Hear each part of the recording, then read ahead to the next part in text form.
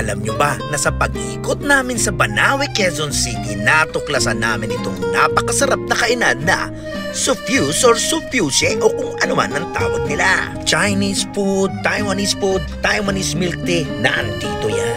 At hindi nakakulong yan. Nakapila lang yan, naghihintay mag-CR.